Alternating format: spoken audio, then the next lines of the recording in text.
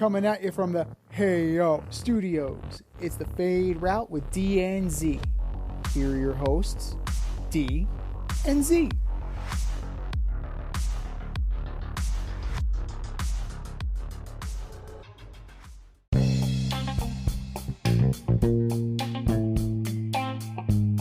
Coming at you live from the Ayo Studio. Hey yo. It's the Fade Route with D and Z. I am D, and we've got a great show for you tonight. Cody Bellinger is still looking for a job. The Eagles lose 3 straight, and it's time for Festivus and the airing of grievances. So we begin today's show with Z. You're not going to believe this, but the Buffalo Bills finally figured out how to run the ball in the National Football League without their quarterback. Wow. The Bills thumped the Cowboys 31-10. Josh Allen had under 100 yards passing, and James Cook, Dalvin's little brother, had 178 yards on the ground. If the Bills find balance on offense, is there a team in the National Football League that can beat the Buffalo Bills? With more performances like that one on Sunday, Dalvin is going to be James Cook's older brother. Let's put it that way. Like, he torched the Dallas Cowboys defense. And the Cowboys are starting to look a little fraudish, especially if they have to be on the road. Yeah. That's, you go to Jerry World, you enter at your own peril. But the Cowboys can't seem to get the mix right when they leave the comforts of home. But credit to the Buffalo Bills, 2 weeks in a row, right? They're on a 2-game heater. They knocked off the Chiefs. Kadarius Toney play aside. They knocked off the Chiefs. A win is a win. You take it, you move on. And then they went into this game knowing that they need to make a statement, and they did so. And they thumped a Dallas defense that at this point is living on reputation, right? Well, I think they still lead the league in a couple of categories. I mean, here's the deal. It's like, this is Dan Quinn's defense. We saw what they did a couple of weeks ago when they faced the Seahawks, and they gave up 35 points to them too. There are holes in the defense. There are clear-cut ways to beat it. And God help you if you get behind against the Dallas Cowboys, because their front four and Micah Parsons are coming after the quarterback. So they're willing to get gashed, by the run game, and they're willing to give up big yards to running backs. But, I mean, they can be formidable, like you said, in Jerry's world. And that's what it's all going to come down to, right? Now, Dallas has a pretty tough schedule remaining, while Philadelphia has cakewalks, right? They've got the Giants twice, and I want to say the Cardinals. You are correct, sir. And then Dallas, they have Miami this week. I think they have one, and then I think one cupcake game, but then I think they finish with a tough game. I want to say it's something like that. Yeah, they play the Dolphins this weekend, the Lions next weekend, and then they finish with the Commies. So we must assume that the Eagles are going to win out. And if the Eagles win out, they get the division, which means Dallas will have to be going on the road to play some games. And that doesn't bode well for Dallas. It doesn't bode well for them at all. And you have to also give credit to Buffalo on defense as well, right? Dak Prescott, 21-34, 134, no touchdowns, 1 pick. Held Tony Pollard to 52 yards. Mm-hmm. Not much to be said on the Dallas offense, right? 7 catches for 53 from CeeDee Lamb. And touchdown. Nobody got in the end zone. He got a tutty. Yeah. CD got a tutty. So, but here's the deal. It's like, Z, we've talked about this before, right? The week before, they played the Eagles in a division game, very important for their schedule, very important for what they're trying to do. They thumped the Eagles 33-13, right? So all week long, like you're focused on this division game. It's a must-win game for you. And then you have to travel to Western New York in December. Could it be easy that it was just hard for them to get up for this game after just playing the Eagles and smashing the Eagles? If that's the case, then you're screwed moving forward. Like, if you have aspirations to bigger and better things, you can't afford to have these kinds of games. It's not a trap game, right? Because Buffalo is not. It's not like they went and lost to the Panthers. Like, but the Buffalo Bills are a formidable team. Like, notwithstanding what has happened this year, they're still a representative organization. They're gonna make the playoffs at this rate. At this rate, they are. But last week we weren't too sure about the Billies. Yeah, well, look at how the tables have turned. But they're in a quagmire of very similar teams. Yeah. Right? You have the Bengals without Joe Burrow. You have the Browns with Joe Flacco. You have the Steelers who are starting Mason fucking Rudolph. Right? You have the Texans who are going to go with Case Keenum because CJ Stroud is concussed. You have the Colts with Gardner Minshew. I'm sorry. I just rattled off all those guys. Josh Allen's still better than all. Yeah, but this is also a Bills team that's lost to COVID. They've lost to the Jets, right? So did the Eagles. What's your point? They've lost to the Patriots. You know, they barely squeaked by the Buccaneers. They lost to the Broncos.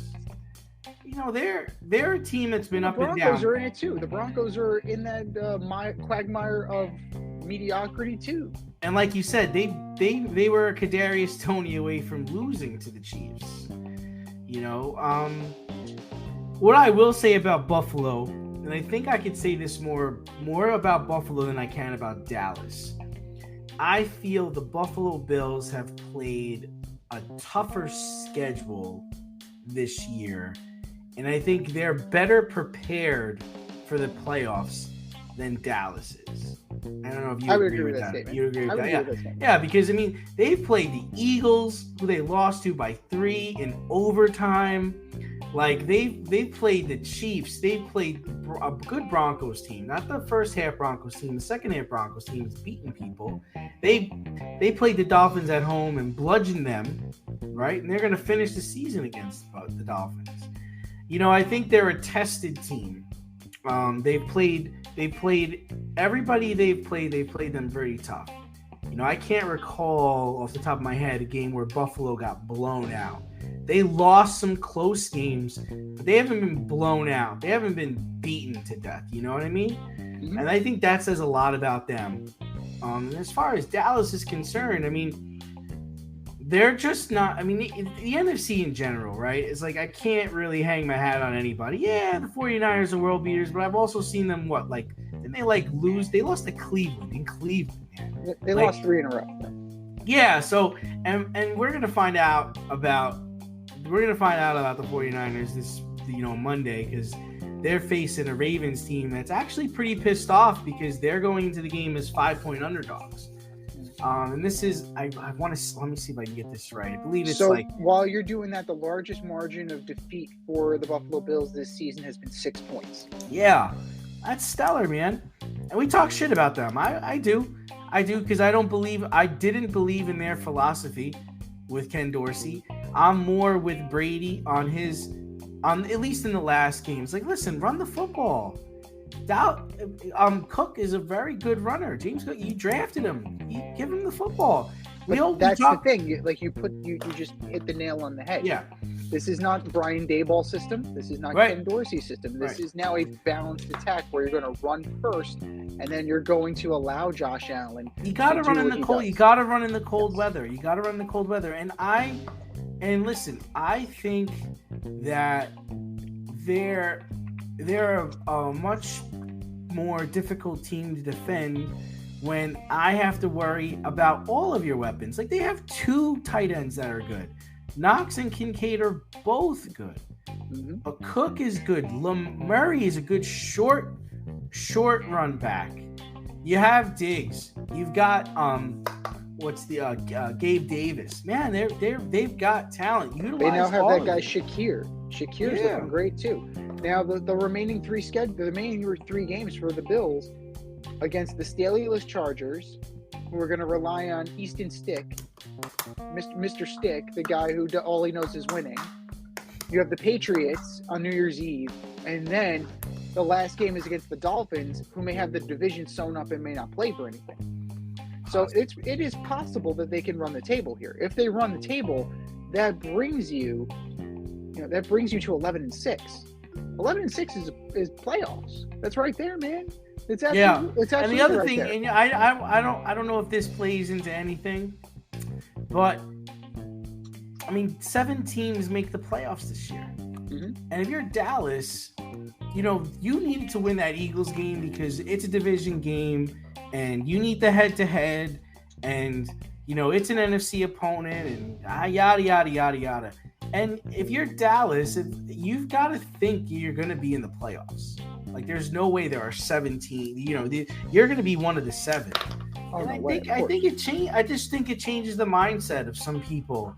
Now that 7 teams get in instead of 6. I do. I mean, I'm not saying they took a back seat and we're going to let Buffalo win, but it's much more important to win the next 3 games, right? Mm-hmm.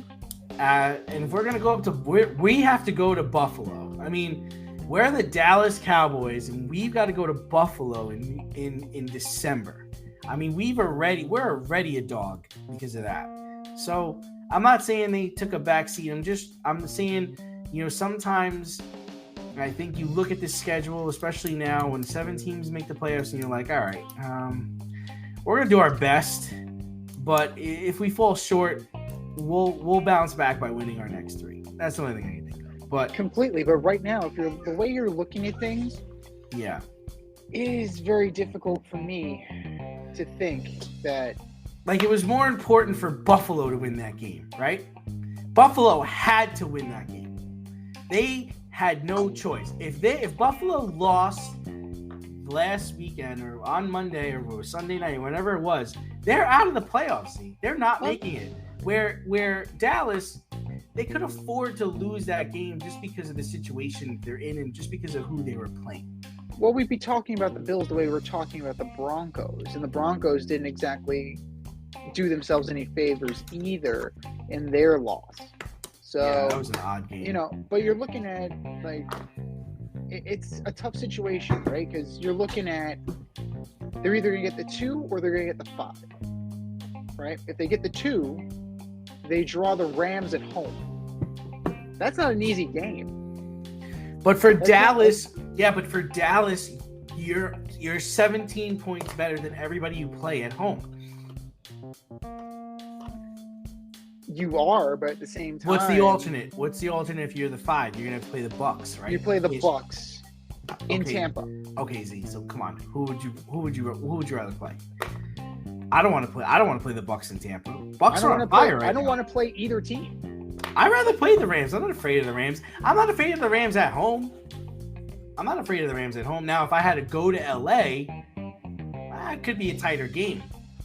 But the Bucks are playing, man. Baker Mayfield, maybe comeback player of the year. He's having a hell of a season. But Baker is absolutely having a hell of a game. But staying in the NFC East, the Eagles, they lost their 3rd straight on Monday night, falling late to the Seahawks. 2017. My boy Drew Lock, fucking love that guy.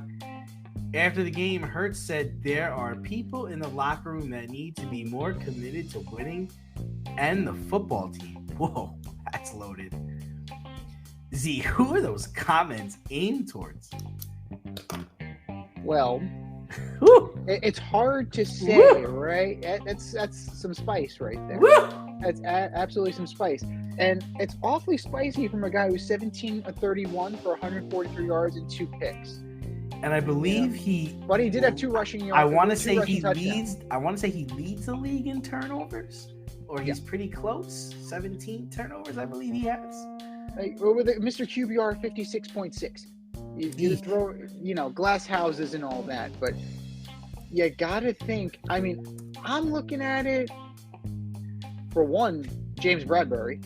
Drew Lock was looking for him.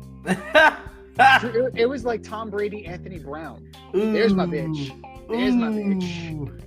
And it was like boom, boom, boom, boom. Every time he saw James Bradbury, that ball was out of his hand. Just to give the quotes, I don't think we are committed enough. I don't think we are committed enough. Been talking about execution all year, getting on the same page, everyone being on the same page. We didn't execute. I don't think we're all committed enough. Just got to turn it around. It's a challenge that we have to embrace. Just continue to see it through. It sounds like if I'm sitting next to him in my locker getting dressed after the game and I hear that, I'm just going to take my clothes and get dressed somewhere else. I mean, who are you calling out? Are you calling out Fletcher Cox with one tackle? That one tackle was a sack? Who? Jalen Carter? Brandon Graham? Like, who are you calling out? Again, similar to what and this is bad because they lost 3 straight. And they came out on fire, right? They came out and scored a touchdown right away. And you're like, oh, this shit's over. Okay. Eagles are back. I mean, he took a set. If I remember correctly, he was sick all week. He was downgraded to questionable. He didn't fly to Seattle with the team. I believe he flew there Sunday night or Monday early because he was so sick. But if I'm watching him, he doesn't look right. He looks hurt to me. He's running slow. Some of his passes are aired on our caution. He's fumbling the ball a lot. So are you suggesting that he's not calling out individual players per se? You think he's calling out whoever is running this team offensively? And you think he's talking about Mr. Sirianni? Maybe frankly, about the fact that he's not, he's not a good head football coach. And he said, Sean Desai, you can go. We got Matt Patricia. He's going to be running the defense. Because he knows so much. He's so good. Honestly, sounds like a panic move to me. Honestly, I think he's actually calling out AJ Brown. Because I don't think they have seen eye to eye on a lot of things, and I think part of the problems with the offense is, he feels like he has to force it to him.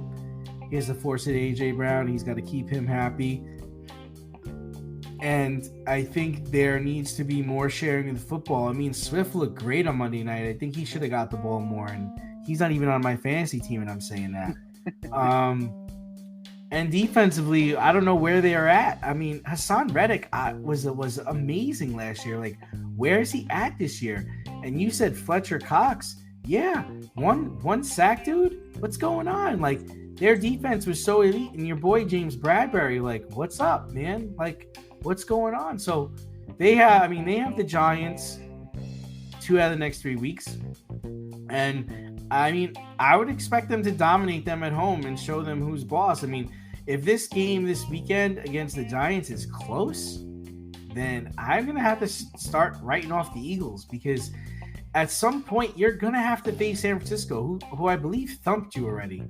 So, I don't have faith that you can go to Dallas and beat Dallas. I mean, if you lose one of these games, these next 3 games, you're opening the door for Dallas to win the division, and for you to ultimately either have to go to Dallas or have to go to San Francisco to win a football game. And it's not going to happen. If you survive Tampa Bay, because you would draw Tampa Bay in the first round. Right. Yeah, and I don't know if they'll survive Tampa Bay. I think Baker Mayfield is playing very well. Rashad White, who is on my fantasy team, has had a great second half after the bye. They realized get him the ball in space. Well, we can run him. He can run through the in between the tackles and off tackle. The only person that's kind of suffered in this is Chris Godwin. He doesn't get much love anymore. But I believe Mike Evans is second in the league in receiving touchdowns. They need to get the tight end involved more. But and I do. I mean, their defense has got exploited at times this year. But I do like their defense. I believe in Todd Bowles' defense more than I believe in Robert Saleh's defense, and more than Robert Saleh's head coach. But I think they're going to be okay. I think the Buccaneers are going to be all right. As a defensive coordinator, Todd Bowles knows more about defense than Robert Saleh. Like it's my next door neighbor, who is a soccer fan, knows more about NFL defense than Robert Saleh does. Yeah. Let's just put it that way. Todd Bowles knows what he's doing. If you're asking me who I'm gonna favor in that matchup, Todd Bowles is definitely gonna be on that list. I mean, I can see what you're saying about the forcing AJ Brown the ball. He was targeted 10 times. He had 5 catches. So that's not good. Yeah, that's not good. That's definitely something to be concerned about. Quez Watkins, 0 for 0. He had what we like to call a Terry McLaurin game. He's out there for cardio. I'm working on my cardio, man. Yeah, but at least that's a great comment. That's a fantastic one. You definitely need to. Jalen Hurts needs to get right through the air, because on the ground, like, he's more than representative. 82 yards and 2 touchdowns. But this is exactly what we've been talking about. We're referencing Buffalo, right? This is exactly what we were talking about with Buffalo. If your quarterback is your leading rusher, you got a problem. Right. So this is the same principle, except now it's in Philly instead of in Buffalo. Yeah. So that's regression. That is absolute regression by the Eagles offense. And that needs to be dealt with immediately. And if Jalen Hurts is hurt, what's the point? What's the point of him being out there? I do think he's hurt. And another thing, to just go a little bit further, if he's hurt, how do you think he got hurt? Yeah. All those fucking tush pushes. Yeah. It's not a very healthy way to make a living. I'll tell you that. It's not sustainable. It's not sustainable at all. Eventually, it stands to reason that some fat guy is going to land on you and fuck you up. Like that's why they're big beefy boys pounding meat in that pile. Like, I mean, I understand that Jalen Hurts can squat 600 pounds, but you're still get pounded on, man. And those hits add up. And to me, that's a failure on coaching. Just because it works almost all the time doesn't mean you should do it all the time. Your buddy Sirianni there. You love that guy. Just because it works doesn't mean you need to do it all the time. But to be fair, the Eagles did have to fly to Seattle. Seattle has their back against the wall, similar to the way Buffalo did.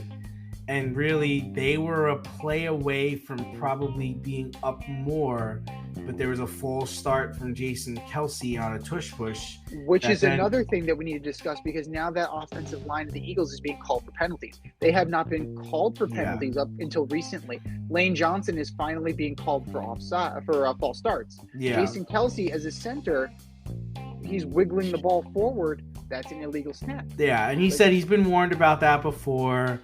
And it was a mistake by him, and he takes full responsibility, which I give him a lot of credit for. And I wonder if Jalen Hurts is also referencing him, because he's got his podcast, he's got all the things going on with Travis.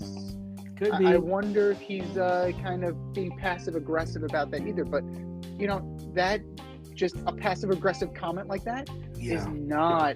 It's not the best in terms of locker room. Yeah, and he's very cool and calm and collected about things. He seems to be a guy that never gets too high, never gets too low, kind of plays the game with an even shelf. So it was surprising to hear him say that. Can you take the championship from DNZ? This year, you can play our football pick'em on CBS Sports and compete against us in an option every week. Check the link in our Instagram bio, Fade Route Podcast, for all the details and to sign up. Then tune into the Fade Route every week until the Super Bowl for updates and standings. Bring it on. Moving from the gridiron to the hardwood. Z, we've been talking a lot about the NFL MVP. We still can't figure that one out. But we have not discussed who has been the MVP of the NBA season so far. So, what are the characteristics necessary to be the MVP in the NBA? And who's been the MVP so far this year for you?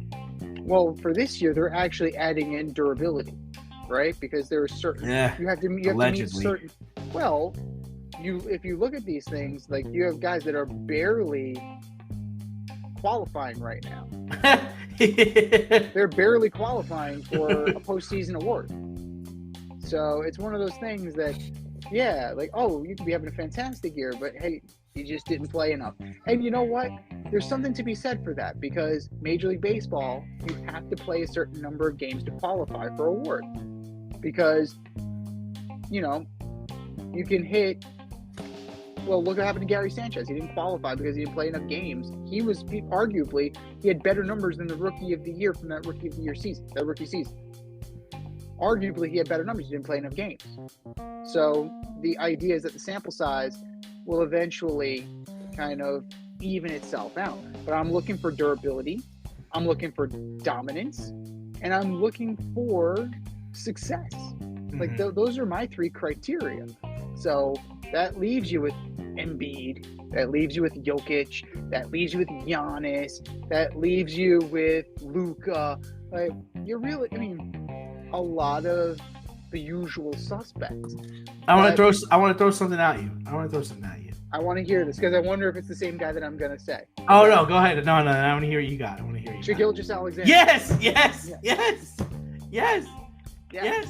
Absolutely. To me, he is the MVP right now. Now, I wrote down a couple of different things for criteria. So one of the things I feel like is you got to be a team leader.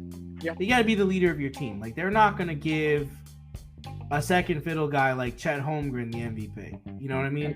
They're not going to give, in my opinion, they wouldn't give Devin Booker the MVP with Kevin Durant on his team.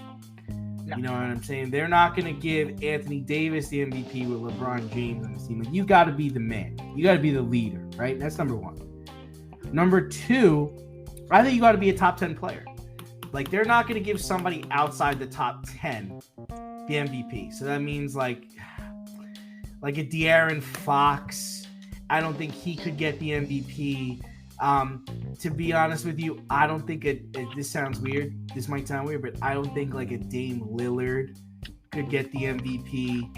I don't think a Jalen Brunson could get the MVP because they're not really a top 10 player, right? And then the other thing is I think your team needs to finish in the top 3. I think if your team is a 4 or 5 or 6 seed, I don't think you got a chance. But yeah, if you look at SGA's numbers, hot damn. And he's the guy.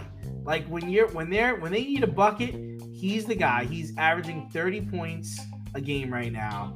And good Lord, if the Clippers kept him instead of trading him for I guess who they traded? Paul George, no? For Paul George? Could you imagine Kawhi and SGA? Like, wow.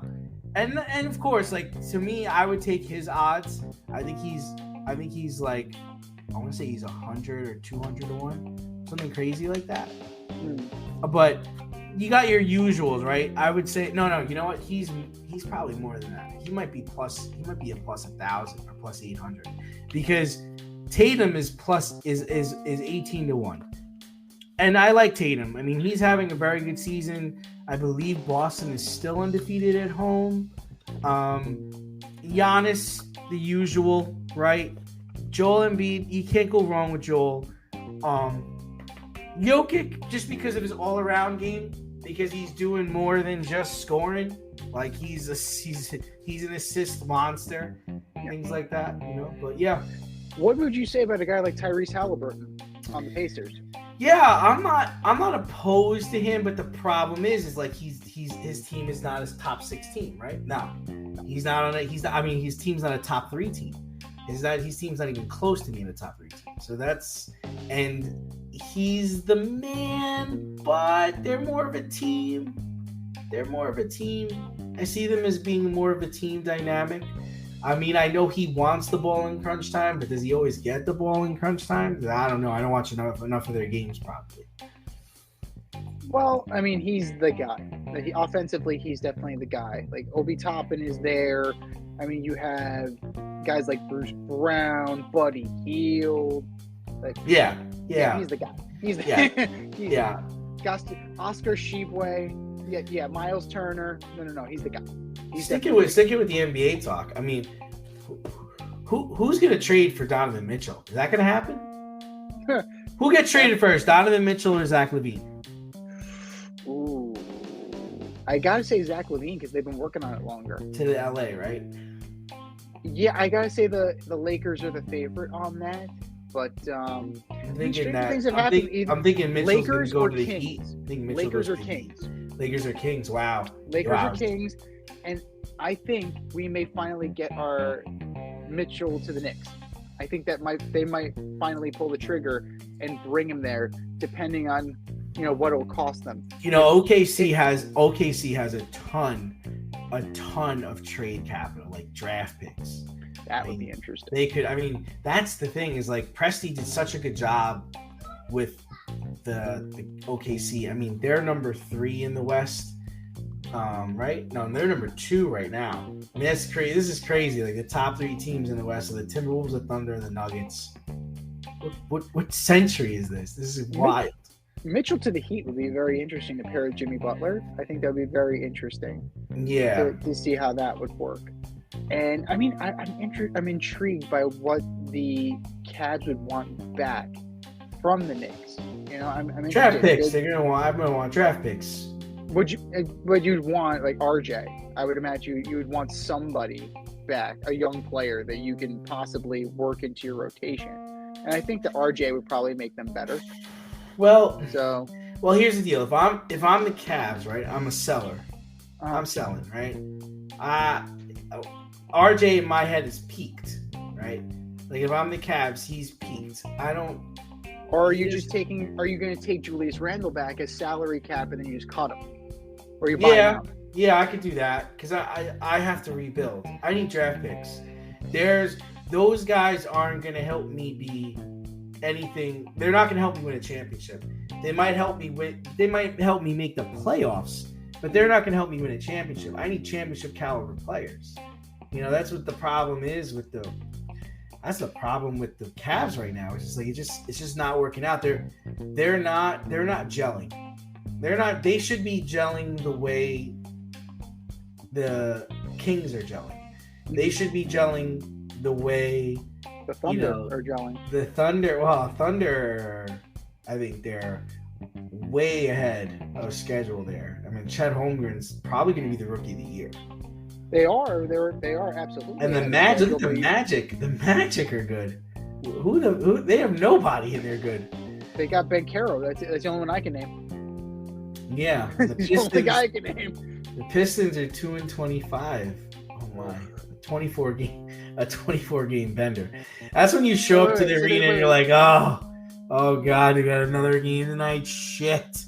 And then, the generational talent that is Victor Wembanyama, the state of the NBA right now. He was supposed to be the difference maker, but it ultimately shows you that, that's not always the case. We were concerned about that 19. What competition did he actually play? He's playing well, though. I mean, he's playing well. It's the guys around him. It's definitely the guys around him. Yeah. But listen, it's been 2 weeks since the Pacers and the Lakers played in the IST. And both teams have struggled since. The Pacers and Lakers are both 1-4 since playing in the tournament that did not count. Right. And now they are losing games that do count. So should we be blaming the IST, or is this just a bump in the road in the regular season that happens to everybody? You should be blaming people for the fact they don't play fucking defense. Are you kidding me? Yeah, okay, so let's look at it. 123-109. Lakers won, right? Proceed to lose to the Mavericks, give up 127. Jeez. They beat the Spurs, but they gave up 119. Lost to the Spurs, gave up 129. Lost to the Knicks, gave up 114. Look at the Pacers. Okay. Beat the Pistons, gave up 123 points to the Pistons. To the Pistons. I'm sure the Lehman Lightning varsity basketball team can hang 150 on the goddamn Pistons. So come on now. This is ridiculous. You gave up 140 on the Bucks. They hung up 140. The Wizards hung up 123. T-Wolves hung up 127, and the Clippers dropped 151. Need I say more? Like, they don't play defense. They didn't play defense before the IST. and that tournament specifically wanted you to run up the score. Yeah. So it played into your worst instincts. And now, how do you turn it off? Like, that's my question to you. How do you turn it off and say, oh, fuck, we should play defense now? Like, we should probably try. I mean, defense is about effort. So, hey, we probably should do that. But I think it's kind of funny that they hung a banner for winning the IST.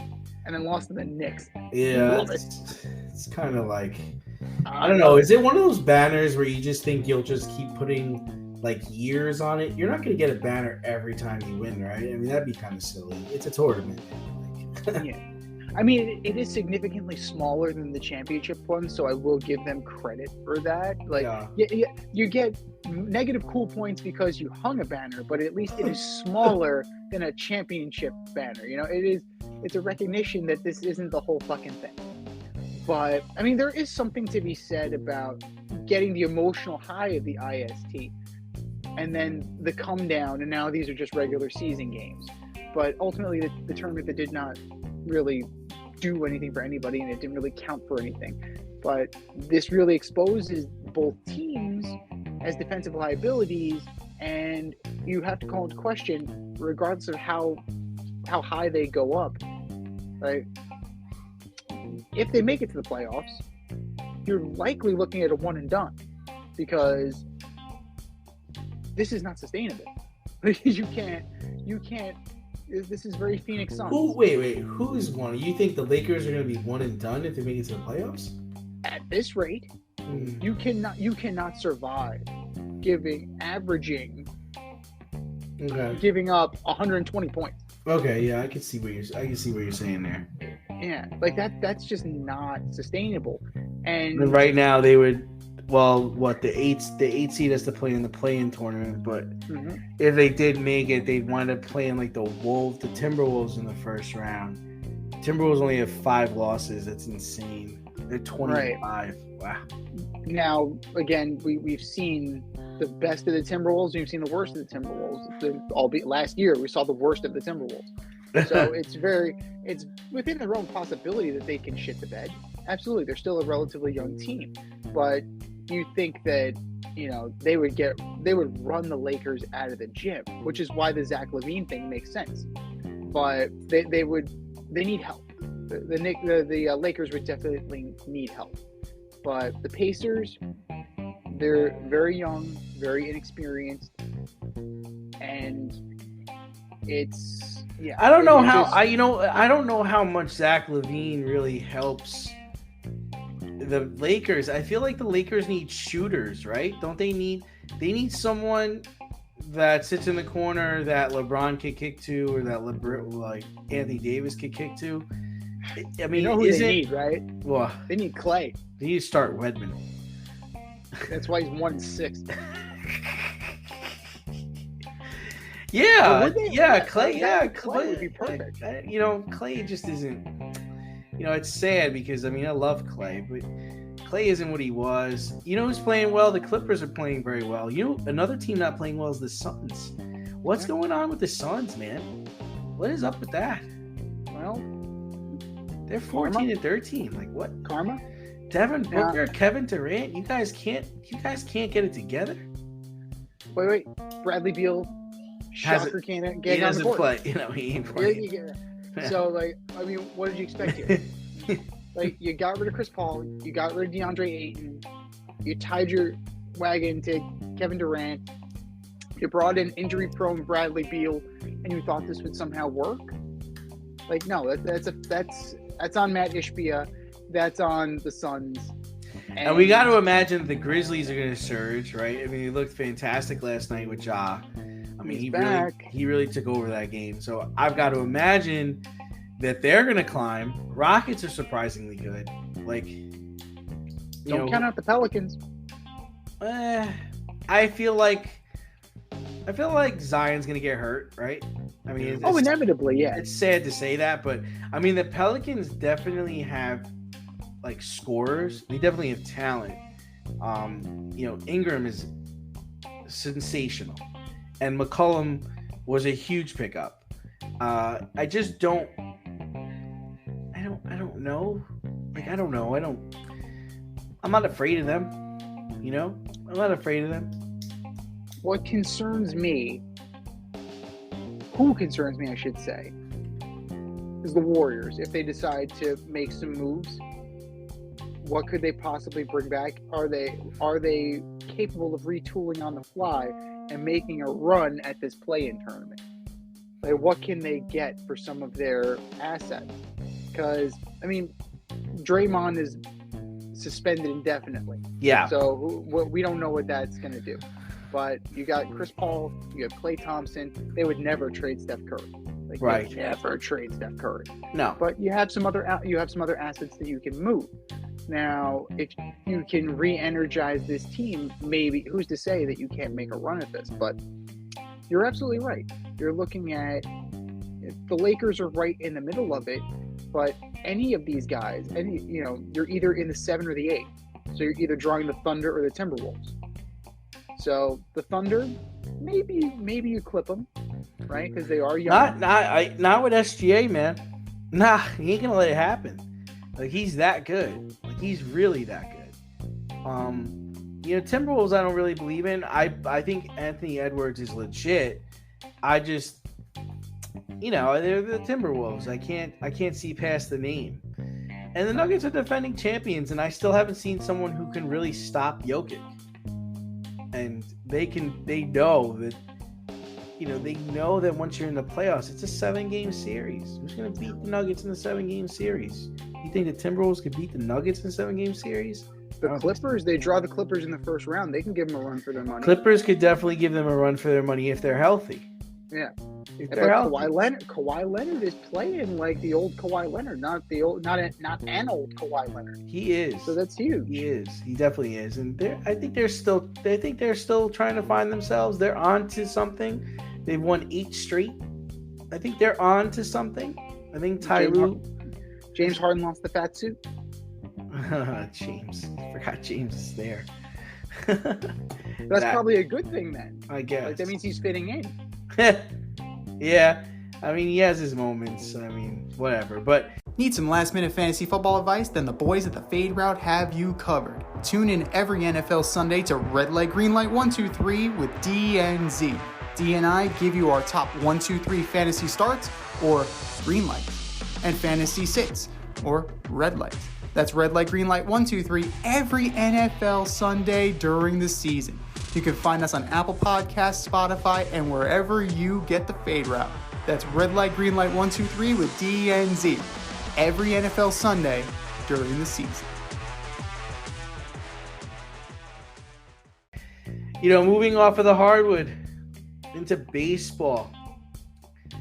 Most of the high-priced free agents have picked their teams for 2024, but there is still one big fish out there. Mr. Cody Bellinger. He's looking for a contract over $200 million. Will Mr. Bellinger get his contract? And who should consider signing him? It's a good one. It's a good question. It's definitely a good question. Now, it concerns me. It definitely concerns me.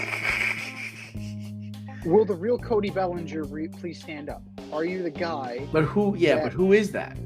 Right. That's what I'm trying to say. Is it the guy from 2017 to 2019? Is it the guy from 2023? Or is it the guy from 2021 and 22? Right. I don't know that. Now, maybe 2020 you throw out, right? Like, it's the COVID year. He hit 12 home runs. He played 56 out of 60 games. It was only a 60-game season. So, like, maybe you kind of discount that. Okay. He played 95 games the next year and only hit 10 homers. And then he played 144 games the year after that and only hit 19.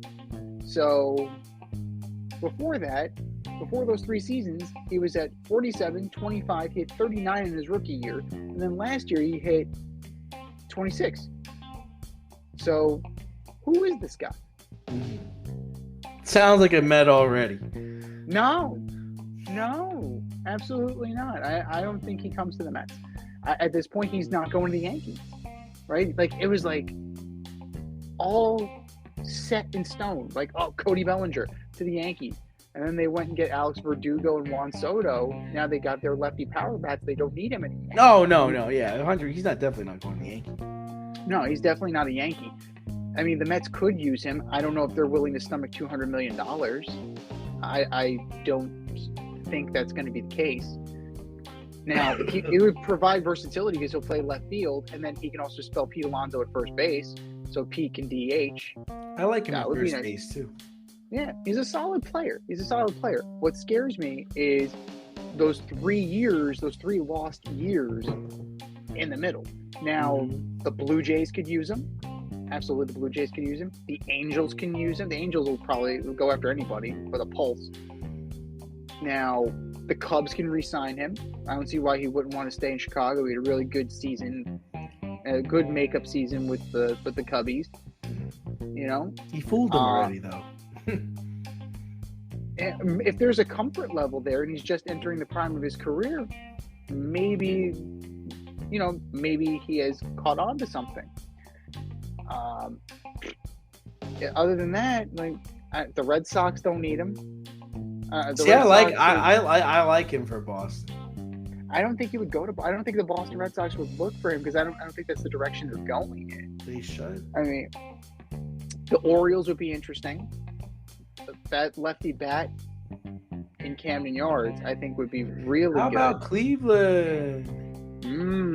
Cleveland can use a veteran. How about the South Side? South Side too.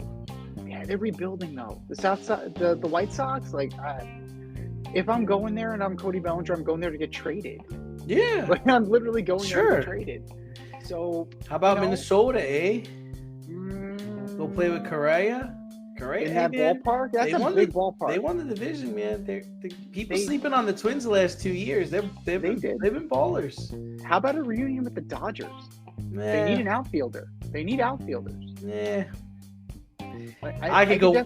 You or me could go play the outfield for them right now. They don't need Clay Bellinger, man. It doesn't matter who's playing fucking outfield over there. Just of the teams that I listed, like, I gotta say the Blue Jays are probably going to be the most likely.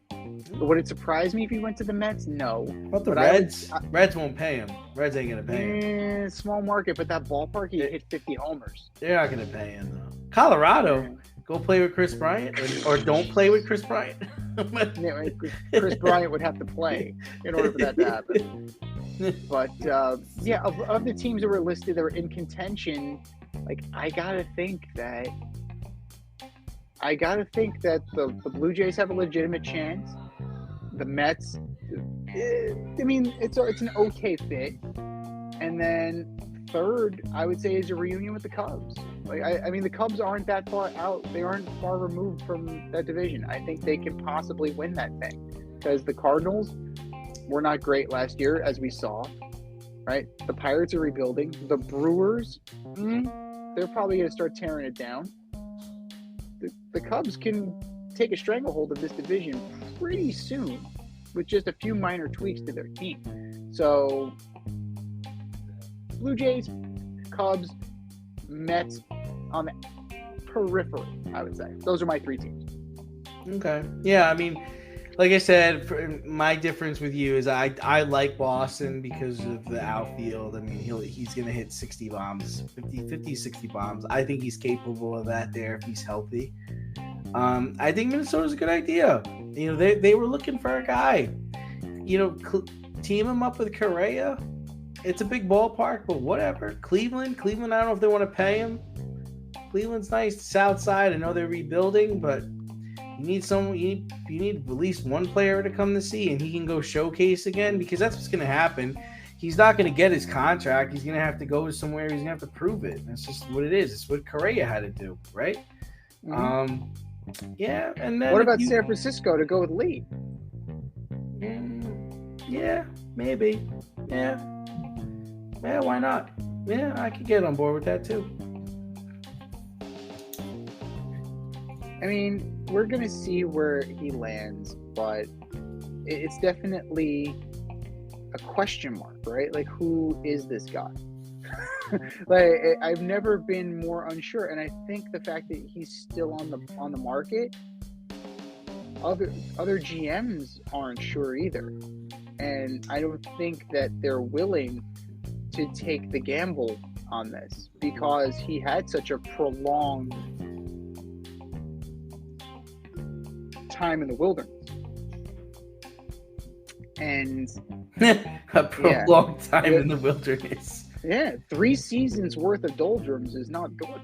You know, like, maybe he found something, maybe he didn't, but you know, I think he's probably on another prove it. I wouldn't give him $200 million. No. I absolutely wouldn't give him $200 million.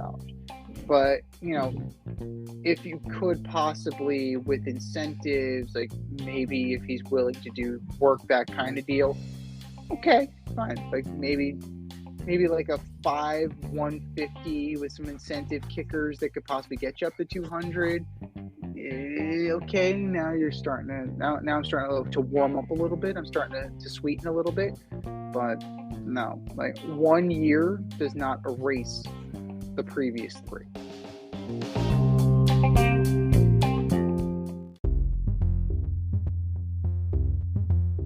Are you in need of air care maintenance or service? I have the company for you.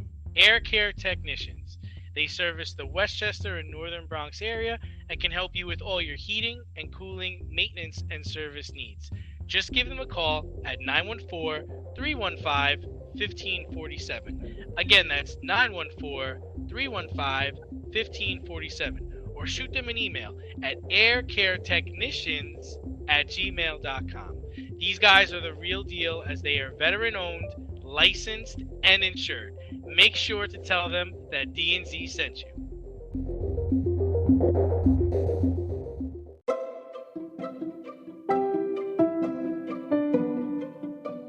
The tradition of Festivus begins with the airing of grievances.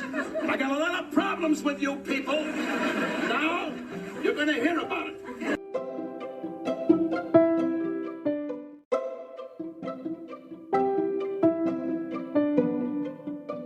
As you know, it is Festivus. So, get out of the schwitz, get your meatloaf, your mashed potatoes, get your peas, write out that check to the human fund, because it is time for Festivus, particularly the airing of grievances.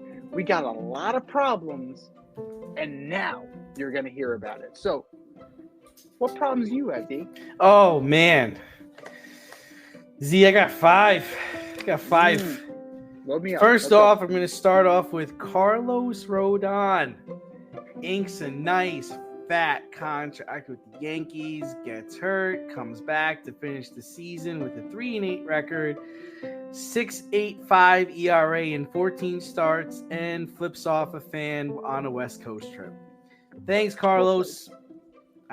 I've got a bone to pick with you. Number 2, Robert Saleh. Gosh, last season you wanted anyone but Zach to start. You're a defensive guy, but you claim you're only a quarterback away. You land Aaron Rodgers. You think you're going to the Super Bowl. Aaron gets hurt. Back to Zach. Then you bench Zach. Now Zach's back again. And then it's, I don't make these decisions. I don't know who does. It's like, dude, you're just the middle of the road defensive coordinator. Nothing more, nothing less. I've got a bone to pick with you, Coach Saleh. Number 3, your buddy, Joe Douglas. Drafted Sauce Gardner. Great. Drafted Garrett Wilson. Awesome. Have missed on every other pick since then. Mekhi Becton can't stay healthy. Then you sign Alan Lazard, who's a healthy scratch every week. Then you sign Randall Cobb, who's another healthy scratch, doesn't play. But you have a way to make your way down from the press box to give a chest bump to Robert Saleh after beating an Eagles team that just lost to the Seattle Seahawks on Monday night. Yeah, I've got a bone to pick with you too, Mr. Douglas. Number 4, John Morant. Morant, up-and-coming player in the NBA, stellar athlete, stellar basketball player, good person, brandishing firearms on social media on multiple occasions, even though the commissioner told you to stop and you promised you wouldn't do it anymore, led to a 25-game suspension where your team went 9-16 without you. Gotta be better, Ja. Gotta be better. And last but not least, your buddy, Brandon Staley, Eckler, Herbert, Palmer, Allen, and you can't win football games. Last playoffs, you're up 27-7 against the Jags, and you find a way to lose 30-31. This year, you let the Raiders hang 62 on you after they only scored 3 points the week before. Then when reporters ask you about your scheme, if you're going to give up play calling duties, you have the nerve to be snarky with them and think they're in the wrong. Brandon Staley, I've got a bone to pick with you too. Those are my grievances. And they're all legitimate grievances. Absolutely legitimate grievances. I am going to start with Aaron Rodgers. He got pissy with the Packers because they drafted Jordan Love. This one's a long term. This is a slow burn grievance. So for the king of petty, Aaron Rodgers, start a beef with your former organization because they drafted Jordan Love because they need, they want to move on with their franchise and have moved on with their franchise the same way that they moved on with you when they drafted you. You've now gone full circle and become that old man. You've become that Brett Favre character in the story. Right down to the point where you're requesting a trade and end up getting traded to the same team. In the story arc, you get traded to the exact same team. And there's the Darkness Retreat. And then there's Hard Knocks. And then there's the Ayahuasca. And then there's 4 snaps in the regular season. And then there are the missives on the Pat McAfee show with your press secretary, Mr. McAfee, about how you're attacking rehab. And you've been rehabbing like you've never rehabbed before. Oh, this Christmas Eve deadline that I'm gonna play. And did you see what happened? What? He's not gonna play. Oh yeah. He's not gonna play. Yeah, but he's gonna practice. He's gonna practice though. He's gonna practice. So important for him to practice with them. It's like, I'm gonna play. Fuck, I'm not gonna play. I'm not gonna play at all. So you just strung everybody along. And for what? Absolutely for what? So Aaron Rodgers, I got a major deal with you. I got a major problem with you. Do not do that with the fans. You don't string them along when you absolutely have no intention of coming back. Come on now. You're better than that. I'm sticking with the NFL. NFL refs. Can you please tell me what a catch is? Can you tell me what a legal hit is? Can you tell me what roughing the passer is? Can you tell me what a football move is? I'm just asking, legitimately, because I have no fucking clue.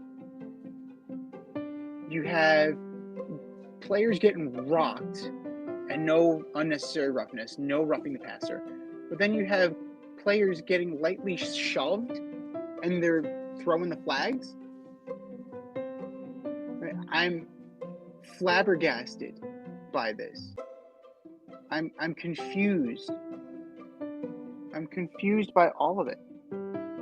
Now, you got some splaining to do. You got to tell us what the hell the rules are, because it's getting murkier and murkier by the second. So, NFL refs, I have a major problem with you. Fans in general, yeah, I'm going there. Especially fans on social media. Stop acting as if players owe you anything just because they play for your team, right? Or you drafted them in fantasy. It means nothing to the player that you drafted them in fantasy. It has no bearing on their life. They have a job to do. And you going and trashing them on social media because they did not play well does you a disservice and really has no bearing on what they do.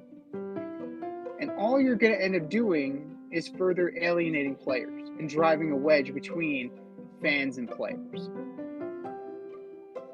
Not to mention, when things really start going south, then you have the general bigots and ne'er-do-wells who are just looking for a reason to start some shit.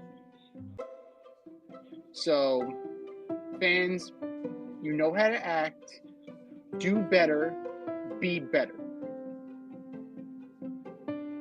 Kelsey brothers. Yeah, I said it. The Kelsey brothers. Focus on football. I don't need to see you in the ads. I don't need to know about your podcast. I feel like they're kind of losing their focus on what makes them click and what makes them go. And that's their football. It's starting to slip on the field.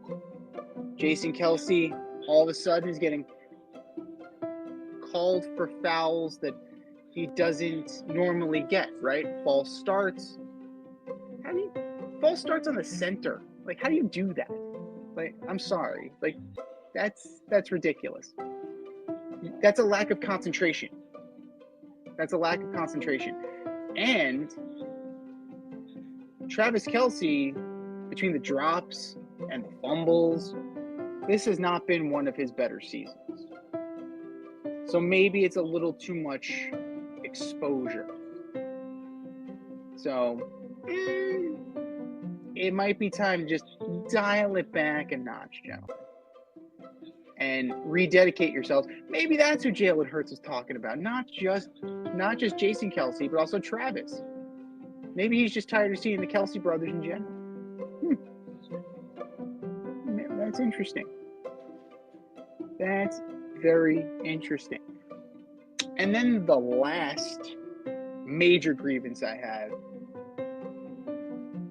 NCAA. You set up all of the hurdles for Florida State.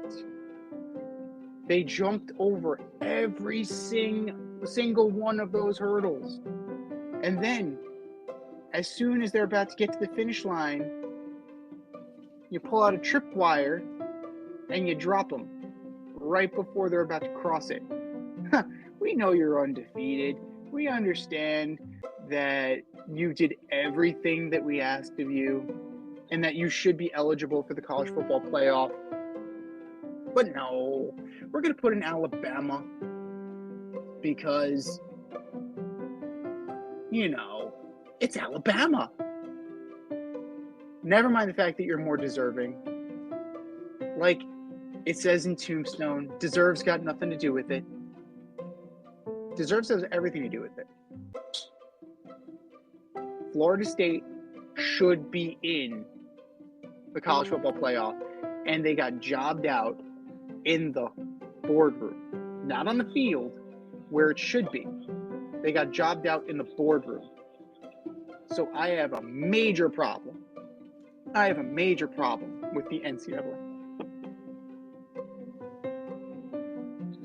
So now, our grievances are said. What are yours?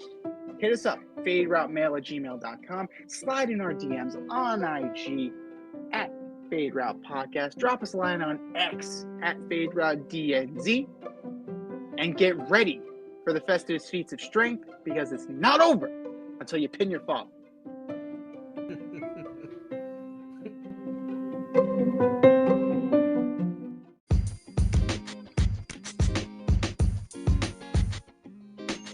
Your favorite podcast has its own merch line now. Go to the Fade Store with DNZ.com today for all your Fade Route merch needs. I'm talking tank tops, t-shirts, sweatshirts, like yoga pants, we got those too. Like some cool accessories, we got those too. And we're not done yet. We have so much more planned for you, but check out what we have today at the Fade Store with DNZ.com. That's the Fade Store with DNZ.com.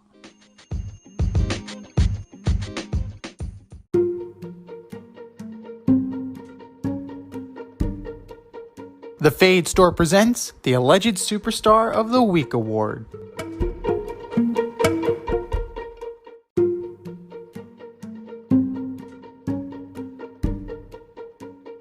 All right, boys and girls, you know what time it is. It's time for the Alleged Superstar of the Week. You know how it goes. We put up a poll on our X account at FadeRouteDNZ, and you vote, and you vote, and you vote, and you vote. And the winner of said vote gets a shout out on this here show and takes home the coveted ass trophy. And do you know who took home the coveted ass trophy last week, Dave?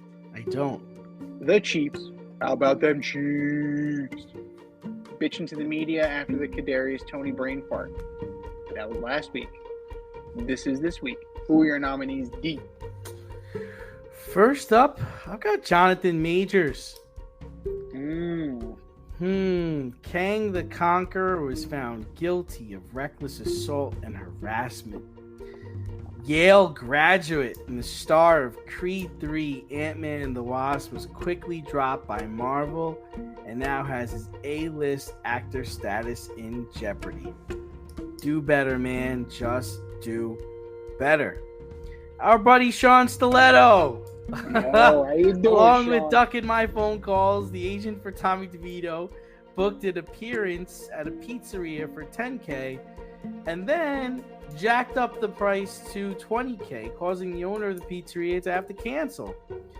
Good news is Tommy hired a new marketing firm to handle all his appearances, and Sean still gets to handle the football stuff. But Tommy showed up to the pizzeria as a measure of good faith, and Sean Stiletto looks like a goon. Sean Stiletto, you are my alleged superstar of the week. Good on you, Tommy, for honoring your commitment. That's And right. I hope you learned how to make a good Italian soda. And then number 3, I've got George Pickens. As Jalen Warren was making his way to the end zone, George Pickens stopped engaging with Jalen Jones, his defender, because he was worried about sustaining a season-ending injury. Z, does that sound like a Pittsburgh Steeler to you?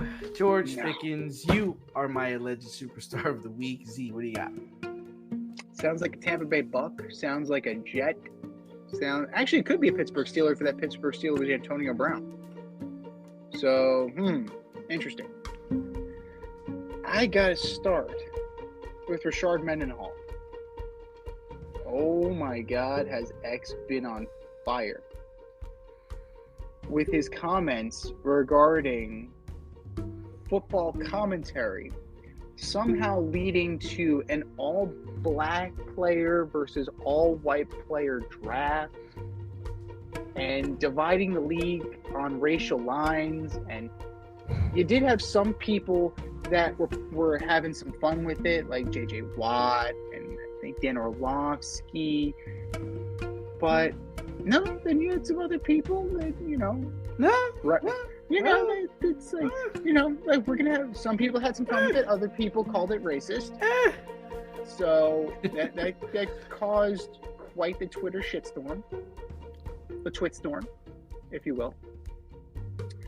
And it just seemed to further the divide between not only fans and players, but, you know, also the ever-growing, ever-present racial divide in sports and the ever-growing, ever-present racial divide in our country. So, thanks, Richard. Merry Christmas to you, too.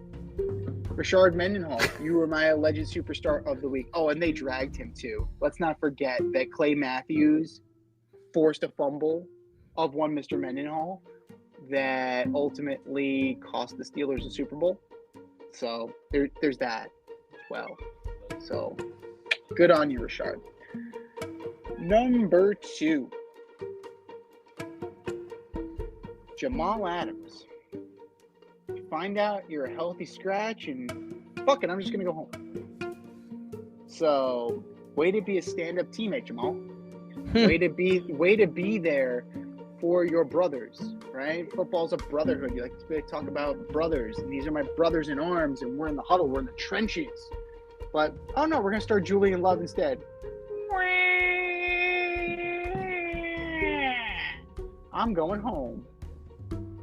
Jamal Adams, you are my alleged superstar of the week. And then last but not least, very Pittsburgh heavy. I'm going with Pittsburgh Steelers. Maybe it wasn't Matt Canada's fault. I can't believe I'm saying that. But they couldn't do shit with Canada as their OC. They can't do shit with Kenny Pickett. They can't do shit with Mitch Trubisky. And now they're moving on to Mason Rudolph. They're going back to Mason. Is Duck Hodges not available? So thankfully they're playing the Bengals, because if they were playing the Browns, Myles Garrett would have to be like restrained. So there needs to be a major overhaul in the Steel City. Pittsburgh Steelers, you are my alleged superstar of the week. I think we've said our piece. Go to our X account at FadeRouteDNZ and vote. And vote, and vote, and vote. And for our nominee.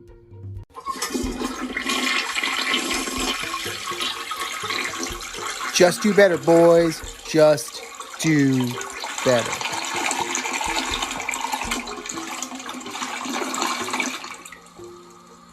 This has been the Fade Route with DNZ. Thanks for tuning in.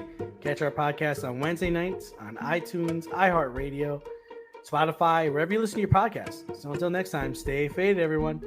Time for us to run the go route. We'll talk to you next week. Thanks for listening to this episode of our podcast. If you like what you heard and want to hear more, be sure to like and subscribe on your favorite podcast platform. Rate us 5 stars, leave us a review, turn on subscription notifications, and tell your friends. Spread the word, spread it wide.